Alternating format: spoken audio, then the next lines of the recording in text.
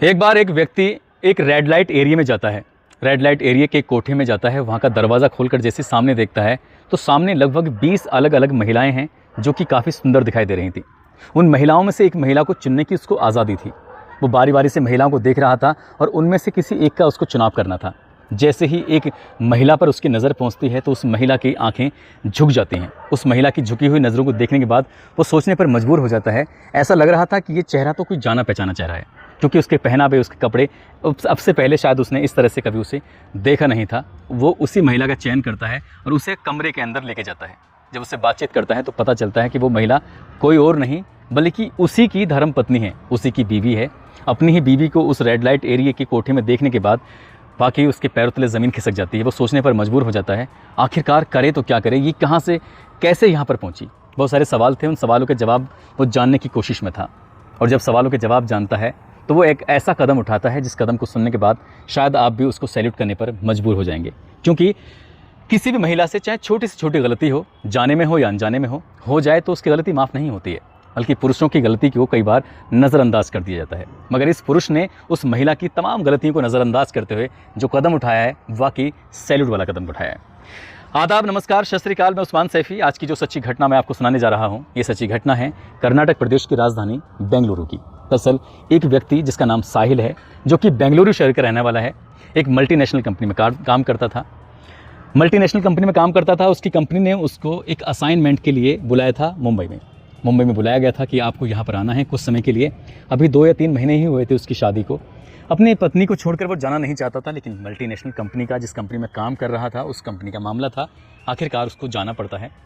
जब वो वहाँ पहुँच जाता है, 1-2 हफ्ते काम करता है। 1-2 हफ्ते काम करने के बाद अपनी पत्नी से बातचीत करता है। कहता है कि क्या तुम मुंबई घूमना चाहोगी? जैसे ये बात अपनी पत्नी से कहता है तो उसकी पत्नी एकदम खुश हो जाती है, खिलखिला जाती है। कहती है कि मेरा तो सपना था बचपन का, बचपन से ही मैं चाहती कि मुंबई जाऊं, वहाँ जाके देखूं। आज तक तो मैंने सिर्फ मुंबई को टेलीविज़न पे या फिर फिल्मों में देखा है, साक्षात देखने को मिलेगा तो कितनी अच्छी बात है। जब अपने पति से इस तरह की बातें करती है तो उसका पति कहता है, परेशान होने की ज़रूरत नहीं है, 7 अक्टूबर 2011 का तुम्हारा रिजर्वेशन करा दिया गया है। फला तारीख को फला वक्त में आपकी ट्रेन मिलेगी। आप आराम से बेंगलोर से मुंबई का सफ़र पूरा करके सीधा मुंबई आइए, मैं तुम्हारा इंतज़ार करूँगा। वो दिन भी आता है और जब दिन आता है वो घर से कुछ तैयारी के साथ सीधा बेंगलोर के रेलवे स्टेशन पर जाती है और अपनी निर्धारित ट्रेन, अपनी निर्धारित बोगी, अपनी निर्धारित बर्थ पर जाकर बैठ जाती है। और सबसे पहले फ़ोन करती है अपने सास और ससुर को। कहती है कि मम्मी पापा, मैं ट्रेन में बैठ गई हूँ और लगभग 1000 किलोमीटर का ये सफ़र है, 16-17 घंटे में पूरा हो जाएगा और मैं साहिल के पास पहुँच जाऊँगी। पहला फ़ोन हो चुका था। दूसरा फ़ोन वो अपने पति को करती है। अपने पति से कहती है कि जी मैं ट्रेन के अंदर बैठ गई हूँ और मैं जल्दी से आपके पास पहुँच जाऊँगी, आप परेशान मत होना। तो साहिल कहता है कि परेशान मुझे नहीं, परेशान तुम मत होना, बिल्कुल घबराने की ज़रूरत नहीं है, किसी से ज़्यादा बातचीत मत करना, अपने सफ़र पर ध्यान देना और कोई ऐसी वैसी चीज़ मत देना, किसी खाने वाने की चीज़ हो। इस तरह की समझाने की कोशिश भी करता है। अब ट्रेन ये मुंबई के सफ़र के लिए चल पड़ती है। जैसे ही मुंबई के सफ़र के लिए ट्रेन चल पड़ती है तो जिस बोगी में, जिस बर्थ पर वो बैठी हुई है, सामने वाली बर्थ पर 2 व्यक्ति बैठे हुए हैं, एकदम अनजान व्यक्ति, एक दूसरे से बातचीत भी नहीं कर रहे हैं। मगर धीरे धीरे जब सफ़र आगे की तरफ चलता है तो वो दोनों व्यक्ति आपस में एक दूसरे का इंट्रोडक्शन लेते हैं, एक दूसरे से का परिचय लेते हैं कि तुम कौन हो, कहाँ से जा रहे हो, कहाँ से आ रहे हो, इस तरह की बातें भी करते हैं। ये महिला किसी से बातचीत भी नहीं कर रही है। नाम तानिया है। तानिया किसी से बातचीत नहीं कर रही थी। वो बात कर रही थी तो या तो अपने सास ससुर से या फिर अपने पति साहिल से। साहिल को बताती थी कि अब इतना किलोमीटर का सफ़र हो चुका है, अब मैं यहाँ पहुँच गई हूँ। खिड़की के बाहर झांक के बताती है कि देखो ऐसा दिखाई दे रहा है, वैसा दिखाई दे रहा है। इस तरह से उसका जो सफ़र था वो कटने लगता है। और जैसे जैसे वो आगे ट्रेन बढ़ रही थी तो उन्हीं 2 व्यक्ति जो कि उसके बर्थ के ठीक सामने बैठे हैं, उनमें से एक व्यक्ति कहता है, बहन जी लगता है कि आज पहली बार आप ट्रेन में सफ़र कर रहे हैं, वो भी मुंबई का। तो कहती है कि हाँ, मैंने ट्रेन में तो बहुत सफ़र किए हैं, लेकिन अकेले मुंबई में पहली बार जा रही हूँ। जब दोनों इस बात को कहते हैं तो कहते हैं, बहन जी आपको परेशान होने की बिल्कुल ज़रूरत नहीं है, हम भी मुंबई जा रहे हैं, किसी भी तरह की कोई दिक्कत, कोई परेशानी हो तो आप हमसे शेयर कर सकती हैं। ऐसे ही बातचीत चल रही थी। कुछ खाने पीने की चीज़ें थी उनके पास, वो खा रहे थे। उनका, बहन जी आप भी खाएंगी? तो वो मना कर देती है। लेकिन जब आगे वक्त गुजर रहा है, 15-16 घंटे का सफ़र है, तो किसी भी अनजान व्यक्ति से इस लंबे सफ़र में जब कोई सोना ना हो तो आराम से बातचीत जब होंगी तो जाहिर सी बात है कि दोस्ती भी हो ही जाएगी। उधर तो उन दोनों की दोस्ती हो चुकी थी और उन दोनों ने इस तानिया से भी कहीं ना कहीं जान पहचान बना ली थी। तानिया जब अपना कुछ खाने पीने का सामान था तो खाते पीते उन लोगों की नज़र उस तानिया के सामान पर पड़ती है, तो आखिरकार तानिया की मजबूरी बन जाती है उस सामान को दिखाते हुए कि भाई साहब आप भी समय से सामान लेंगे। जब वो बात उन दोनों व्यक्ति से कहती है, तो वो व्यक्ति भी उसके सामान लेकर खाने लगते हैं। कुछ देर के बाद कुछ सामान वो भी लेते हैं, तो वो भी तानिया की तरफ हाथ बढ़ा देते हैं कि बहन जी आप भी कुछ सामान खाओगी। इस तरह से ये जो सफ़र था वो वाकई बहुत सुहाना था और बहुत बढ़िया सफ़र चल रहा था। चलते चलते लगभग 150 किलोमीटर के आसपास अभी बस मुंबई बाकी था, यानी कि 1000 किलोमीटर में से 850 किलोमीटर का सफ़र तय हो चुका था। तानिया अपने पति साहिल को फ़ोन मिलाती है और कहती है कि मैं अभी आपसे 150 किलोमीटर दूर हूँ। तो कहता है कि तुम्हें परेशान होने की ज़रूरत नहीं है, मैं तुम्हें लेने के लिए रेलवे स्टेशन पर आ जाऊँगा। बस इतना ये फ़ोन था। उसके बाद ये दोनों व्यक्ति कहते हैं कि बहन जी चाय पियोगी? कहती है कि मैं तो चाय नहीं पीऊँगी, आपको पीनी है तो आप पी लीजिए। लेकिन वो 2 चाय के साथ साथ तीसरी चाय भी लेते हैं। तीसरी चाय लेते हैं तो तानिया को चाय पिला देते हैं और ख़ुद भी चाय पीते हैं। जब तानिया चाय पी लेती है, चाय पीते ही तानिया एकदम बेहोश जैसी हालत में हो जाती है, नींद आने लगती है उसको। लगभग 2 या 3 घंटे के बाद जब आँख खुलती है तो पता चलता है कि तानिया अब ट्रेन के किसी बोगी या बर्थ के अंदर नहीं बैठी हुई है, बल्कि वो एक कार के अंदर है और कार बहुत तेज़ी से चल रही थी।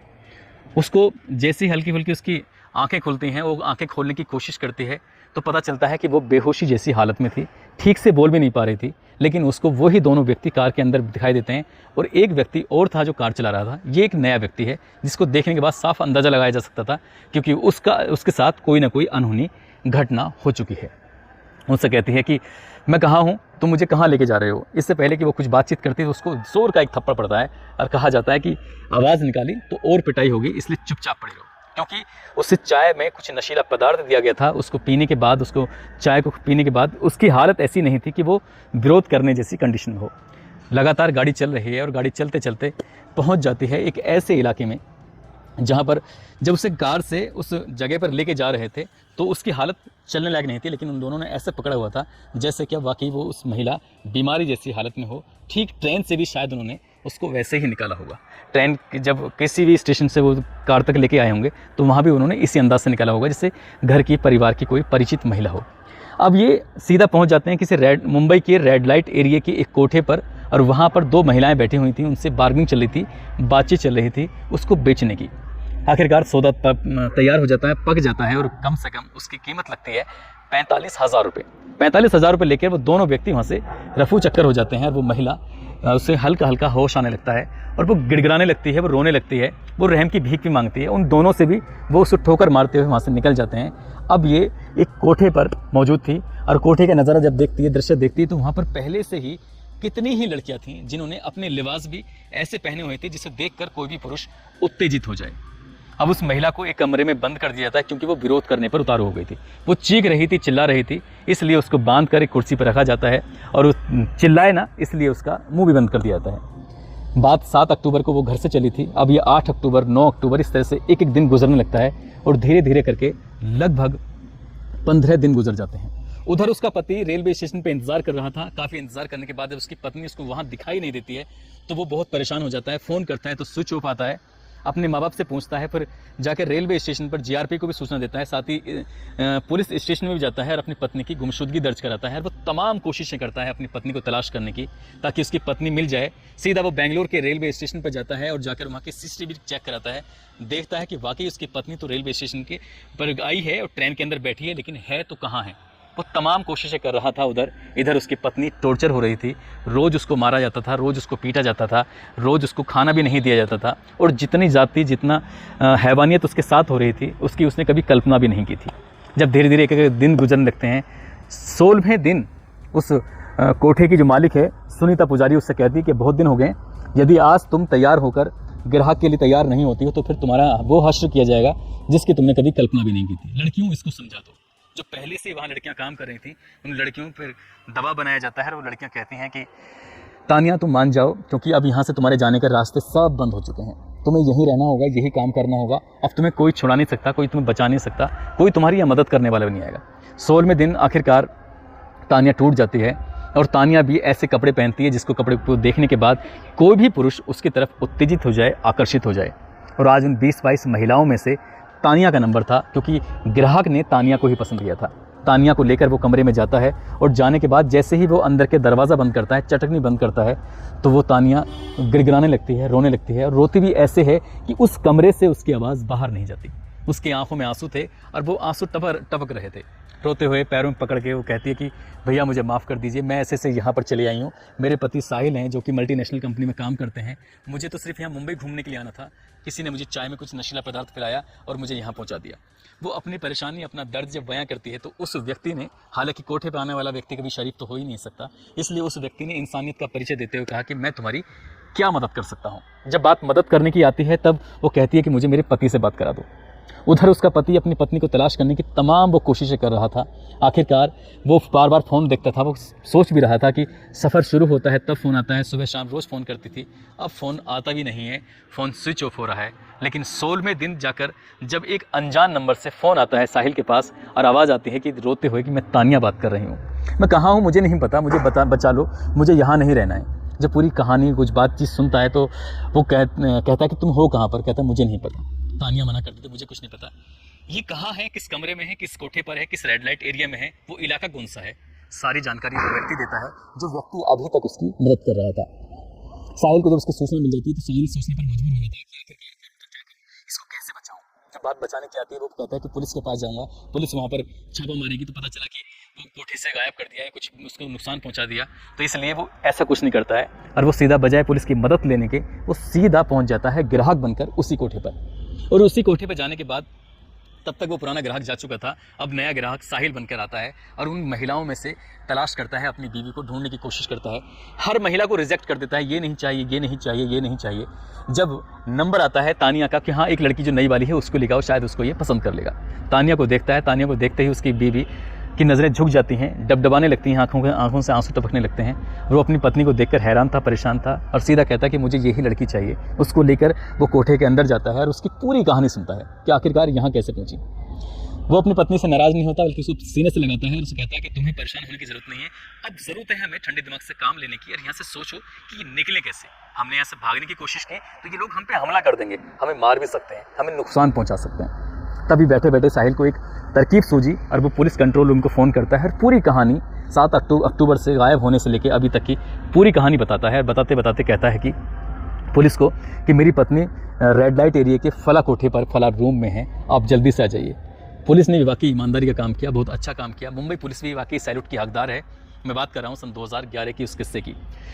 भारी पुलिस वहाँ पे बहुत बड़ी संख्या में पुलिस पहुँचती है, उस कोठे को घेर लेती है। साथ ही जब वहाँ पर छापा मारा जाता है, वहाँ पर एक कमरे की तलाशी ली जाती है तो साहिल और तानिया भी एक कमरे के अंदर मौजूद मिलते हैं और दोनों की हालत देखने दिखाने लायक थी। पुलिस उन्हें सुरक्षित वहाँ से निकालती है। न केवल तानिया को वहाँ से निकालती है बल्कि ऐसी कई लड़कियाँ थीं जो बेवजह ऐसे ही दलालों के चंगुल में फंस जाती हैं। उन दलालों के बारे में जब पता करने की कोशिश की जाती है तो पता चलता है कि वो दलाल सिर्फ रेलवे स्टेशन, बस स्टॉप ऐसी जगहों पर ही नज़र गाड़े रहते हैं, गिद्ध की तरह।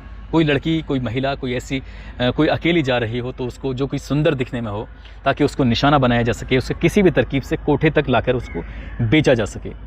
तानिया भी तो ऐसे ही बिकी गई थी। तानिया को बहुत देर के बाद होश आया था, हालांकि वो अपने पति के पास थी। पुलिस ने उसको छुड़ाकर यहाँ से वापस बेंगलोर उन दोनों को भेज दिया और पुलिस ने जब यहाँ से इसकी जो मालकिन है कोठे की, सुनीता पुजारी और रमीदा शेख, इन दोनों के साथ साथ 2 और व्यक्तियों को गिरफ्तार किया। साथ ही इन चारों की मदद से उन दोनों दलालों को भी कई दिनों की मशक्क़त के बाद आखिरकार गिरफ्तार कर लिया।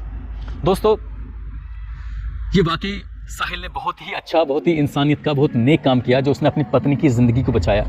कोई भी अगर व्यक्ति होगा तो शायद अपनी पत्नी की इतनी छोटी सी बात को देखते हुए उस पर तमाम तरह के लांछन भी लगा सकता था और कह सकता था कि तुम यहीं कोठे पर रहो, अब मेरी ज़िंदगी में तुम्हें आने की कोई ज़रूरत नहीं है। उसने इंसानियत का परिचय देते हुए अपनी पत्नी को बचाया और कई लड़कियों को भी उसने वहाँ से बचाया।